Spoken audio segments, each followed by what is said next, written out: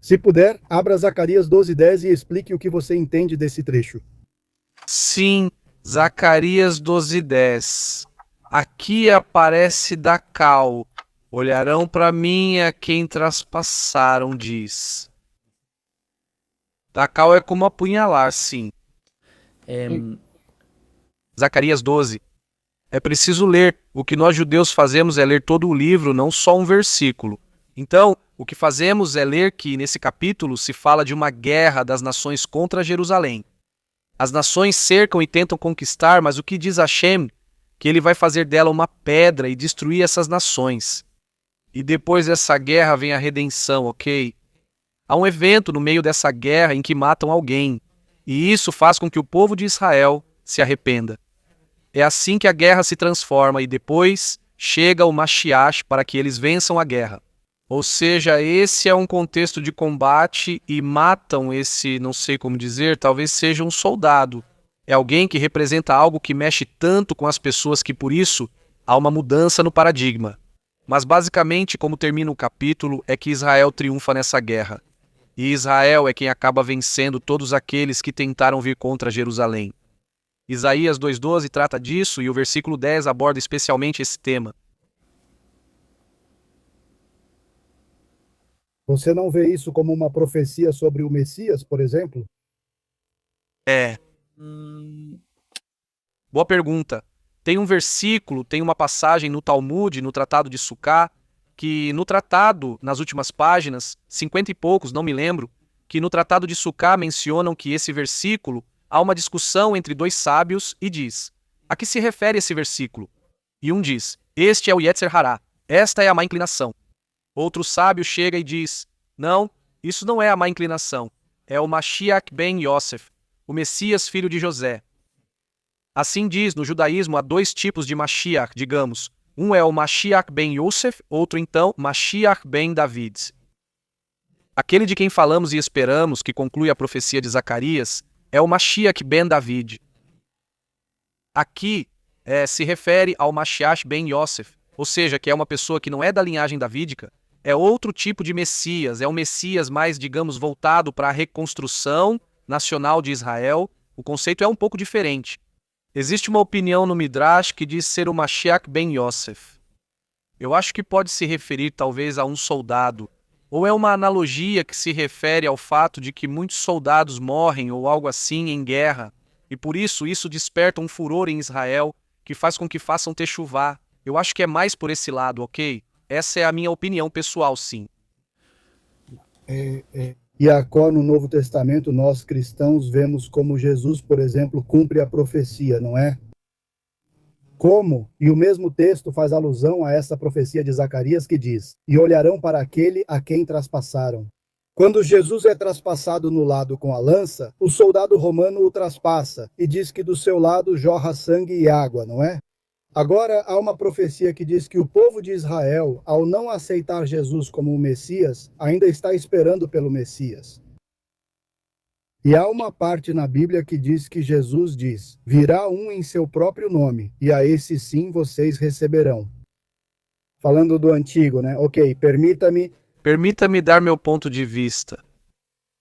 É possível que você esteja citando João, capítulo 19, versículos 33 ao 37. Algo assim, onde se fala que passaram os soldados romanos que haviam crucificado esses três personagens.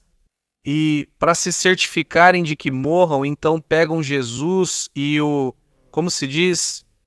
Eles o apunhalam, segundo a versão de João, eles o apunhalam e o soldado romano vê esse milagre e se arrepende, ou sei lá, se converte ao cristianismo, não sei como, não lembro a paráfrase de como está escrito lá, mas aqui há muitas diferenças. Primeira diferença, o contexto. Veja, Zacarias 12 fala sobre uma guerra contra Jerusalém e Jerusalém sai vitoriosa. Na época de Jesus foi o oposto. Os romanos, no século I, invadem Jerusalém e destroem Jerusalém. Essa profecia é o oposto. Segundo, no versículo 10 de Zacarias 12 diz: Vei de David. É a casa de Davi que está vendo essa cena. São eles que estão fazendo essa cena. O que eles estão vendo e estão em João 19, 33, 37, não me lembro. Os que estão vendo isso e quem vê isso é o soldado romano. Vemos que no profeta é a casa de Davi. E no Novo Testamento é um romano que nem sequer era judeu. Segunda diferença. No original de Zacarias diz: Vê a vituelai, olharão para mim. Enquanto que em João diz que olharão para aquele a quem traspassaram. Ou seja, aqui o evangelista mudou as palavras de Zacarias, sendo que está citando. Aqui diz, para que o traspassaram, para que se cumprisse a palavra do profeta, ou para cumprir a escritura, e olharão para ele, aquele a quem traspassaram. Não, em nenhum lugar diz, olharão para ele. A profecia de Zacarias diz, olharão para mim, aquele a quem traspassaram. O evangelista mudou as palavras para que se adaptassem à sua concepção teológica, divinizar Jesus.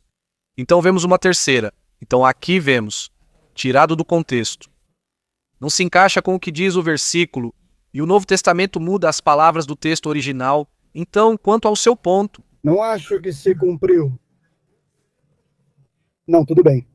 Sempre percebo que toda vez que há um texto difícil de interpretar, você sempre recorre a isso. Não, está manipulado, está mudado. Ou seja, quando, mas, quando? Qual é o seu nome? É difícil.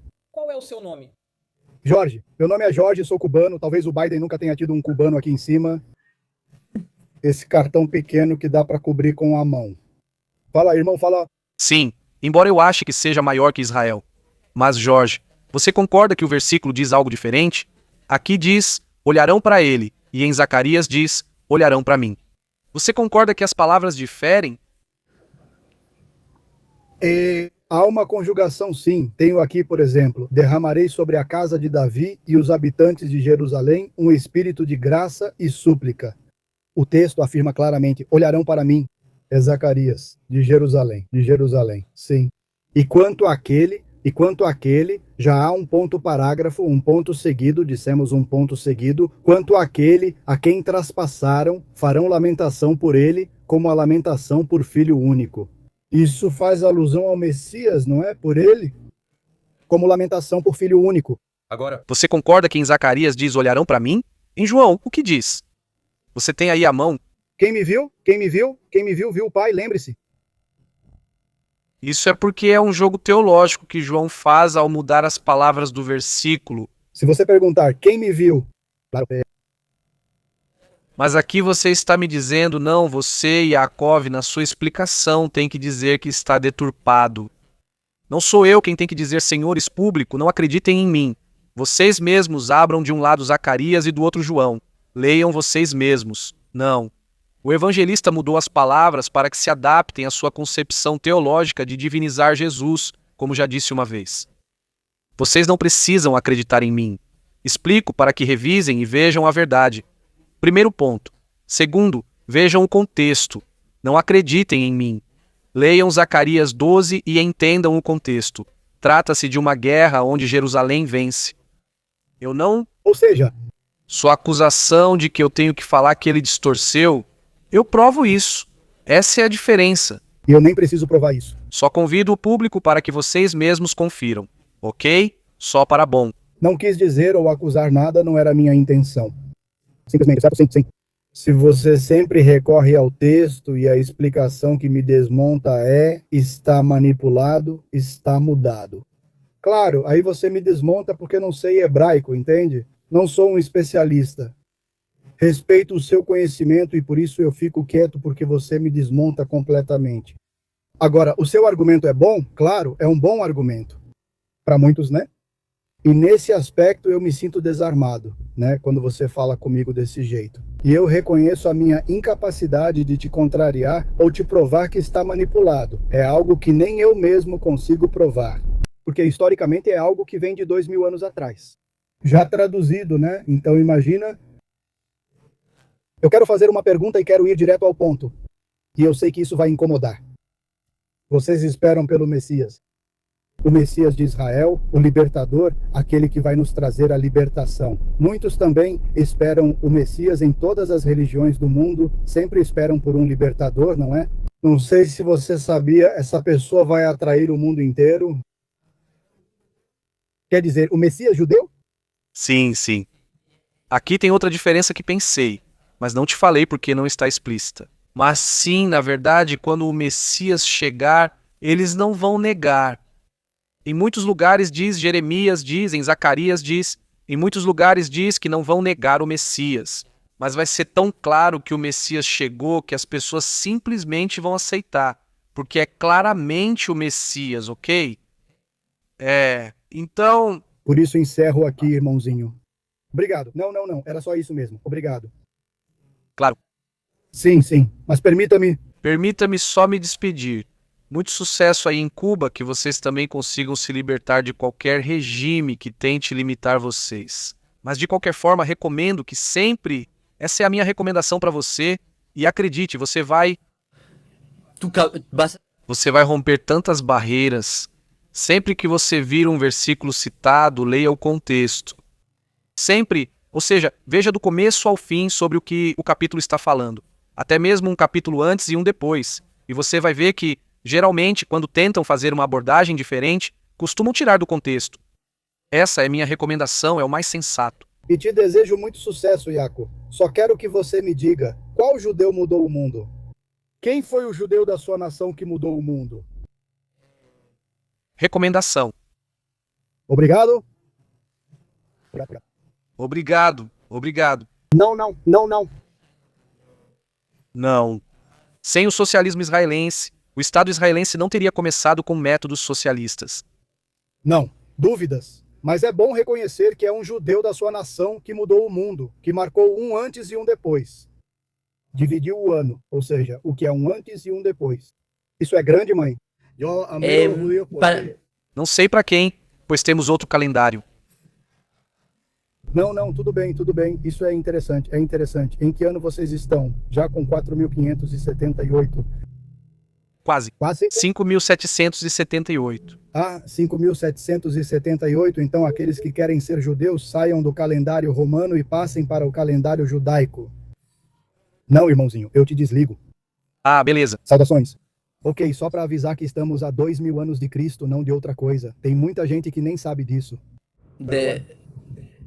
Beleza, saudações. Saudações, tchau.